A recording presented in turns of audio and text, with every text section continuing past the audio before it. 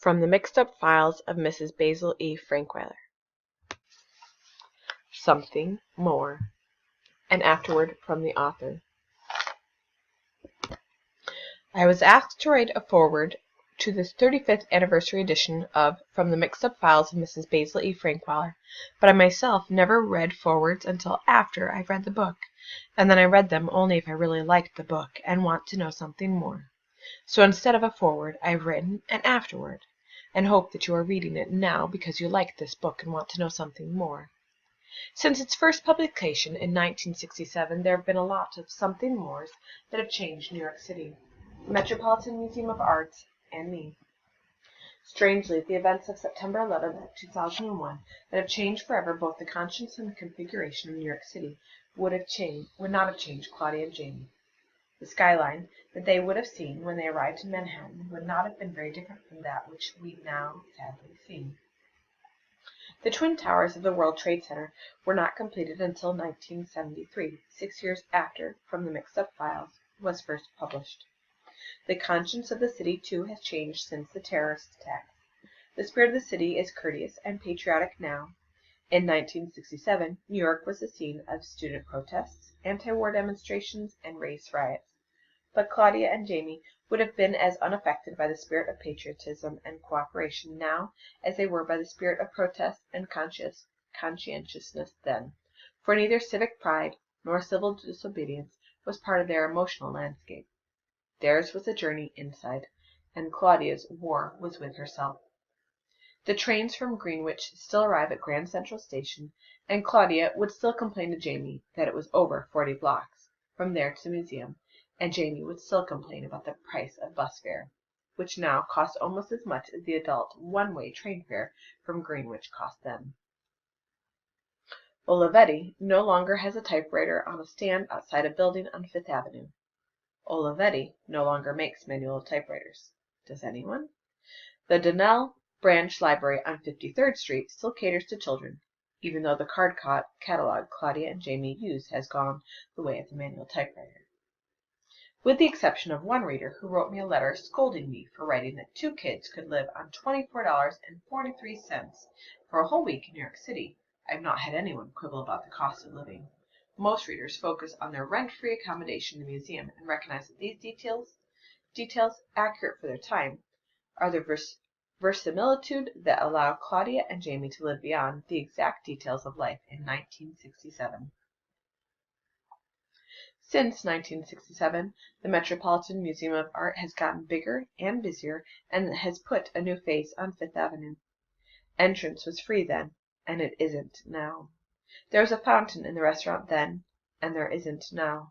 The bed picture on page 37, where Claudia and Jamie slept, has been dismantled, and just last year they closed the little chapel where Claudia and Jamie said their prayers, on page 88.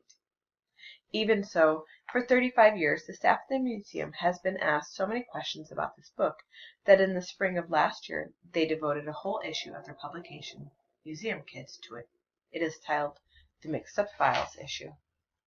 One dark and stormy night in October 1995, a teacher at New York University, an authority on 16th century Italian sculpture, looked inside the glass door of the French Embassy Cultural Services building at 972 Fifth Avenue, practically across the street from the Metropolitan Museum of Art. There was a party going on, and there in the center of the lobby stood a 3-foot marble statue of a youth. She had seen the statue before, but on this night the rotunda was brightly lit, and she saw the statue in a new way. She studied the statue.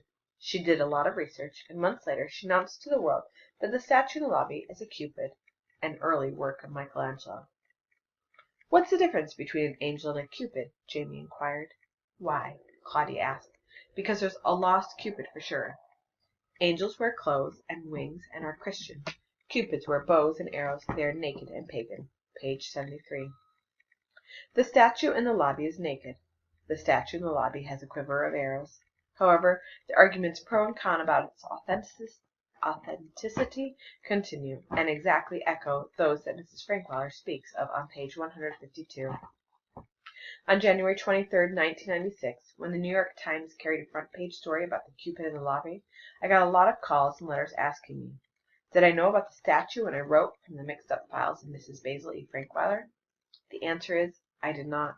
I made up the story of Angel, prompted by a different story that appeared in the New York Times on October 25, 1965. That article announced that the Metropolitan Museum of Art had purchased at auction a plaster and stucco statue that dated from the time of the Renaissance. Even in the days of 20-cent bus fare, the purchase price of $225 was enough of a bargain that the acquisition made Page One news, and that is the story that I adapted to my fiction.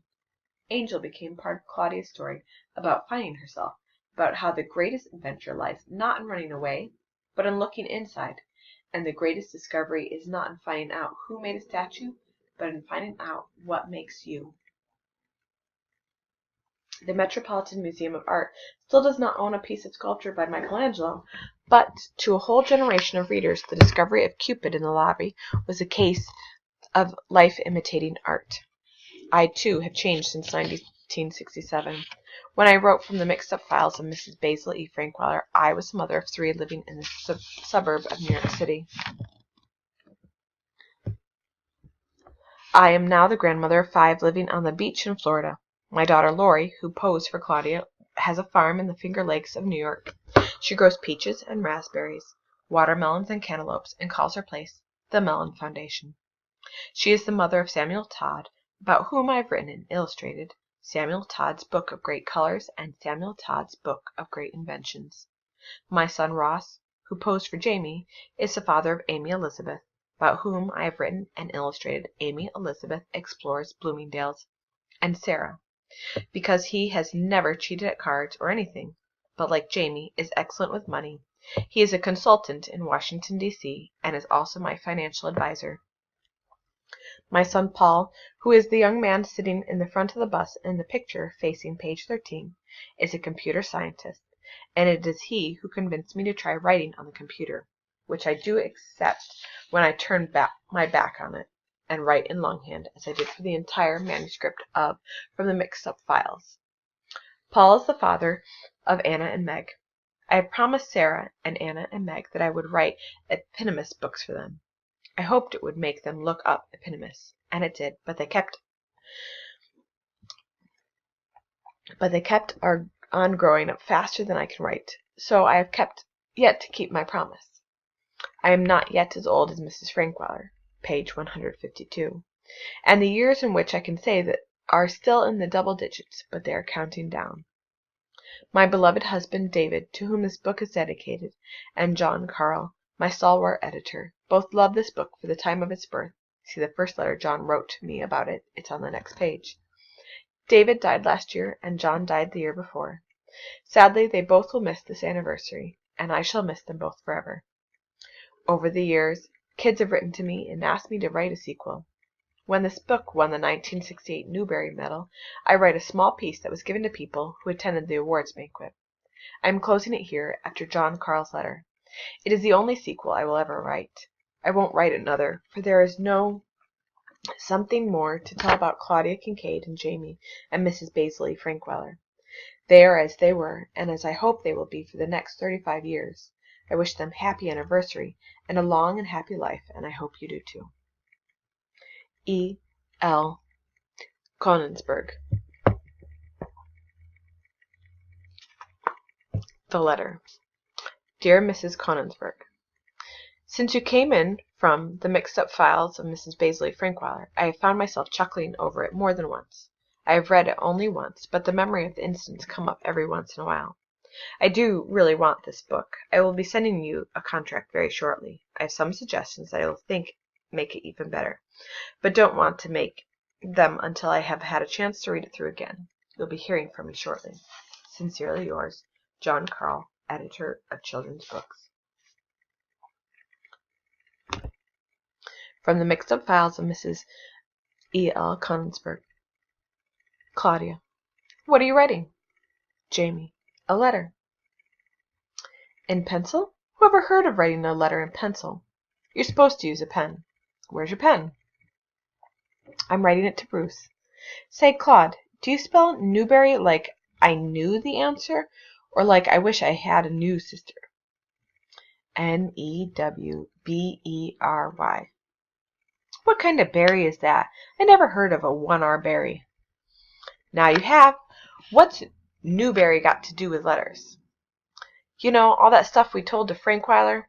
You mean Mrs. Basil Frankweiler? The same. Well, she put it down into a book, and it won the Newbery Medal. How do you spell medal? M-E-D-A-L. Why isn't there any R in medal? Any T in medal? Because metal is what medals are made of. So what if Mrs. Frankweiler won the Newbery? I knew that. Well, Claude, I figure if the medal is gold, she better cut me in. I've been broke ever since we left her place.